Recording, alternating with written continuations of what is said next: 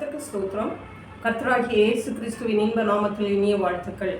இந்த ஊழியத்தின் பாதை என்ற நிகழ்ச்சியின் தியானத்திற்காக ஜெபித்த பொழுது தேவன் தந்த வசனம் கலாத்தியருக்கு எழுதின நிருபம் 6ஆம் அதிகாரம் 2ஆம் வசனம்.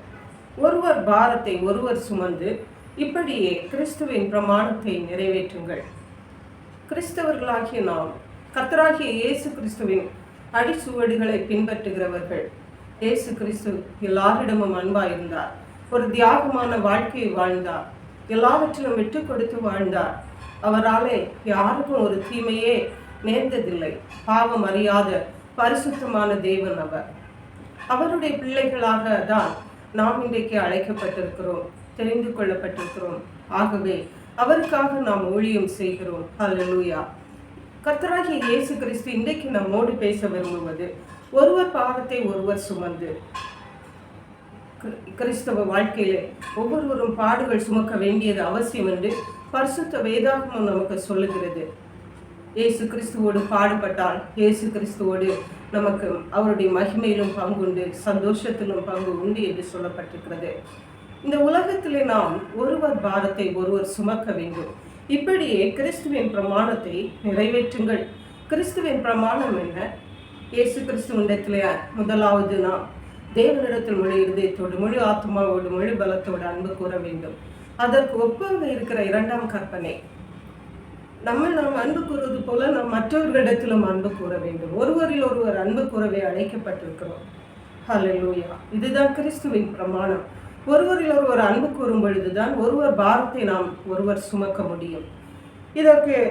இது எந்த சூழ்நிலையிலே சொல்லப்பட்டது என்றால், முந்தின வசனம் சொல்லுகிறது, சகோதரரே, ஒருவன் யாதொரு குற்றத்தில் அகப்பட்டான், ஆவிக்குரியவர்களாகிய நீங்கள் சாந்தமுள்ள ஆவியோடே அப்படிப்பட்டவனை சீர் பொருந்த பண்ணுங்கள். ஒருவர் குற்றம் செய்துவிட்டால் நாம் சாந்தமுள்ள ஆவியோடே அப்படிப்பட்டவர்களை சீர் பொருந்த பண்ண வேண்டும். நீயும் சோதிக்கப்படாதபடிக்கு உன்னை குறித்து எச்சரிக்கையாயிருந்து இரு என்று வசனம் திட்டமும் தெளிவுமாக நமக்கு சொல்லுகிறது.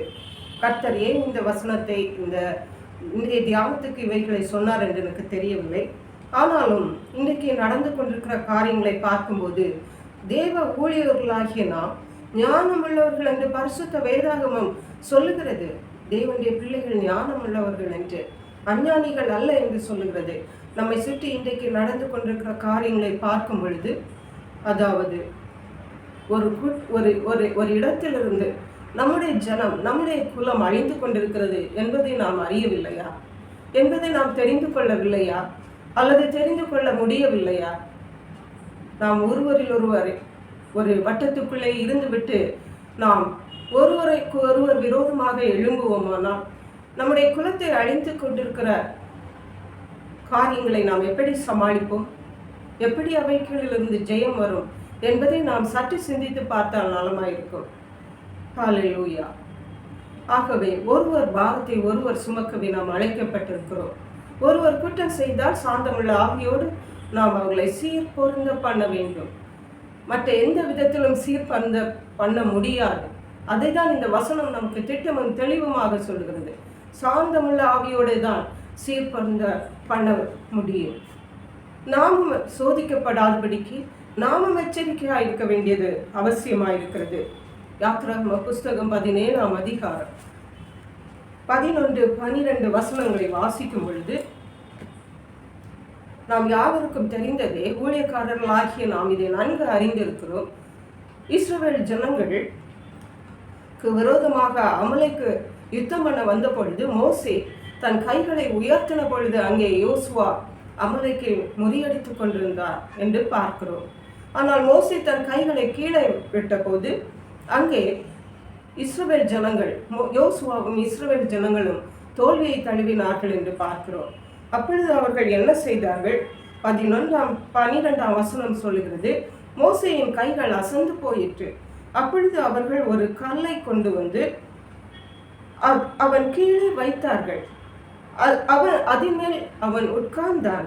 ஆரோனும் ஊரும் ஒருவன் ஒரு பக்கத்திலும் ஒருவன் மறுபக்கத்திலும் இருந்து அவன் கைகளை தாங்கினார்கள். இவ்விதமாய் அவன் கைகள் சூரியன் அஸ்தமிக்கும் வரைக்கும் ஒரே நிலையாயிருந்தது. யோசுவா அமலேக்கையும் அவன் ஜனங்களையும் பட்டை கற்கினாலே முறியடித்தான். அருமையான கர்த்தருடைய பிள்ளைகளே, தேவ ஊழியர்களாகிய நாம் இன்றைக்கு நாம் நிற்கிற களங்கள் அது யுத்த களங்களாய் இருக்கிறது என்பதை நாம் மறந்து போகக்கூடாது. நம்முடைய கைகள் அசந்து போனால், நம்மோடு இருக்கிற சகோதரருடைய கைகள் இயேசு கிறிஸ்துவின் ரத்தத்தாலே கழுகப்பட்டு அழைக்கப்பட்ட ஊழியம் செய்கிற சகோதரருடைய கைகள் அசந்து போனால் முழு குலத்திற்குமே தோல்விதான் என்பதை நாம் தெரிந்து கொள்ள வேண்டும். ஹல்லேலூயா. ஒருவர் பாரத்தை ஒருவர் சுமக்க வேண்டிய காலத்தின் கட்டாயத்திலே நாம் காணப்படுகிறோம் என்பதை தேவனுடைய ஊழியர்களாகிய நாம் ஒருவரும் மறந்து போகக்கூடாது. ஹல்லேலூயா. இதை தேவன் இன்றைக்கு நம்மிடத்தில் ஞாபகப்படுத்த விரும்புகிறார். மட்டுமல்ல, கலாத்தியருக்கு எழுதின நிருபம் 5ஆம் அதிகாரம் 15ஆம் வசனம் இவ்விதமாக சொல்லுகிறது: நீங்கள் ஒருவரை ஒருவர் கடித்து பட்சித்தீர்களானால் அழிவீர்கள். அப்படி ஒருவரால் ஒருவர் அழிக்கப்படாதபடிக்கு எச்சரிக்கையாயிருங்கள். ஹல்லேலூயா. நாம் அழிக்கப்பட வேற சத்துருக்கள் வருவதற்கு தேவையில்லை. சத்துருக்கள் வந்து கொண்டிருக்கிறார்கள் என்பது நாம் கண்கூடாக பார்த்து கொண்டிருக்கிறோம். ஆனாலும் நமக்கு நாமே அழிவை நாமே உண்டு பண்ணுவது எவ்வளவு பரிதாபமான ஒரு காரியம். நீங்கள் ஒருவரை ஒருவர் கடித்து பட்சித்தீர்களானால், ஹல்லேலூயா, இயேசு கிறிஸ்துவின் ரத்தத்தாலே கழுகப்பட்டவர்கள் தான் நம்மோடு ஊழியம் செய்கிற ஊழியக்காரர்கள். அவர்கள் யாரா இருந்தாலும் சரி, அவர்கள் எந்த நிறமா இருந்தாலும் சரி, அவர்கள் எந்த குலமா இருந்தாலும் சரி, அவர்கள் எந்த இடமா இருந்தாலும் சரி, இயேசு கிறிஸ்துவினுடைய ஒரே ரத்தத்தினாலே கழுகப்பட்ட சகோதர சகோதரிகள் என்பதை நாம் மறந்து போகக்கூடாது. ஹல்லேலூயா. They are precious in the sight of the Lord. They are the servants of the Lord. Jesus Christ is their masters, who maybe we are. நாம் யாராக இருந்தாலும் சரி, இயேசு கிறிஸ்துவின் ரத்தத்தாலே கழுகப்பட்ட சகோதர சகோதரிகளை நாம் கடித்து பட்சிக்காதபடிக்கு அவர்களுடைய பாரத்தை நாம் ஒருவரை ஒருவர் சுமக்கிறவர்களாக காணப்படுவோம். அப்படி சுமந்தால் நீங்களும் நானும் பாதுகாக்கப்படுவோம், தப்புவிக்கப்படுவோம், அவர்களும் பாதுகாக்கப்படுவார்கள், நம்முடைய குலமை பாதுகாக்கப்படும். எஸ்தர் ராஜாத்திக்கு அவர் ராஜ ஸ்தானத்துல இருந்த பொழுதும் தன்னுடைய குலம் அழிக்கப்படுகிறது என்று கேள்விப்பட்ட போது தன்னுடைய ஜீவனையும் பணையம் வைத்து அங்கே தேவனுடைய சமூகத்திலே நின்ற ராஜ சமூகத்திலே வந்து நின்னதை பார்க்கிறோம். அருமையான கர்த்தருடைய பிள்ளைகளே, அவர்கள் ஒன்று சேர்ந்தார்கள். அவர்களுடைய குலம் ஒன்றாக இணைக்கப்பட்டு கர்த்தருடைய சமூகத்திலே கதறி அழுத நேரத்தில் தேவன் அவர்களுக்கு விடுதலை கொடுத்தார். அவருடைய குலத்தை காப்பாற்றி கொண்டார்கள். இன்றைக்கு நாமும் அவிதமாக நிற்க வேண்டியவர்கள். நம்முடைய குலத்திற்காக நாம் ஒன்றுபட்டு தேவனுடைய சமூகத்திலே அழுது கிடக்க வேண்டியவர்கள். சூழ்நிலைகளை நாம் பார்த்த பொழுதும் நாம் அதை பற்றி அக்கறை இல்லாதவர்கள், நிர்விசாரமாக நாம் இருந்து கொண்டு ஒருவரை ஒருவர் கடித்து பட்சித்து கொண்டிருக்கிறோம். இதுக்கு அடையாளம் என்ன? ஒருவர் கடித்து பட்சித்து அழிக்கப்பட்டு போய்விடும் என்பதை ஒருபோதும் மறந்து போகக்கூடாது. ஹல்லேலூயா.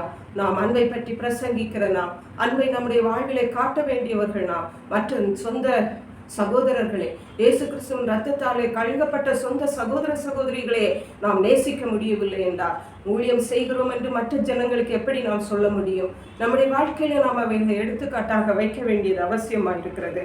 மட்டுமல்ல, நம்முடைய அவர்கள் சகோதர சகோதரிகள் குற்றம் செய்தார் அவர்களை சாந்தமுள்ள ஆவியோடு கடிந்து கொள்ள வேண்டியது நம்முடைய பொறுப்பாக கடமையாக காணப்படுகிறது. மட்டுமல்ல, நாம் விட்டு கொடுக்க வேண்டியவர்கள் நாம். ஹல்லேலூயா. மற்ற சக ஊழியர்களே, தேவனுடைய பிள்ளைகளாக தேவனுக்கு முன்பாக விலையேறப்பட்டவர்களாக நாம் அவர்களை கனம் பண்ண வேண்டியவர்கள் என்பதை அறிந்து நாம் கர்த்தருடைய சமூகத்தில் மனம் திரும்புவோம். ஹல்லேலூயா.